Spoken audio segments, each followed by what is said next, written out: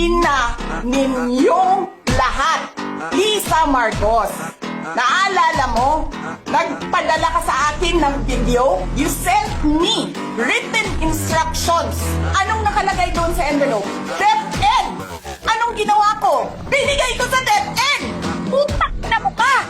Sasabihin niyo sa mga tao, nakaw yan, confidential funds yan, ni wala nga kayong isang proof na hindi niyo nga nilabas? Na wala pang confidential funds, meron ng white envelope. Bongbong Marcos, presidente ka, may speaker ka na involved sa bribery ng Supreme Court justices. May video, may kaso, may witnesses. Hindi mo tinanggal yung speaker mo. Pinabayaan mo siya abusuhin ang pera ng bayan. Namimigay ng pera na para bang kanya. Martin Romualdez, nangangampanya tayo. Nakasakay tayo sa eroplano. Magkatabi tayo. Nagre-reklamo ka, putang ina ka, walang pera. Kasi, ano sabi mo? Giom-om ni Lisa Marcos o ni BBM ang kwarta. Reklamo ka ng reklamo sa akin. Ano sinabi ko sa'yo?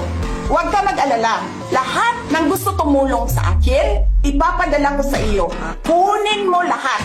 Wala ka ng pera. Sabi mo sa akin, okay lang. Pag nanalo kayo, babawiin ko lahat yan. Ang buong akala ko, babawiin mo sa negosyo mo.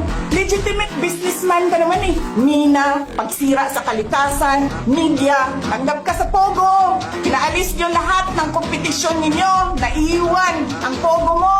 May nagsasabi pa, tumatanggap ka sa smuggling, sa droga. Tapos kuha ka sa National Treasury. Akin ito. Babawiin ko lahat. Masakit sa akin, Martin, hindi yung pagsira ng pangalan ko eh.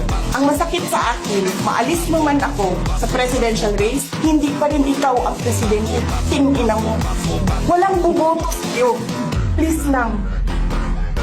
Wala. Hindi ka nga dumadaan ng contest eh.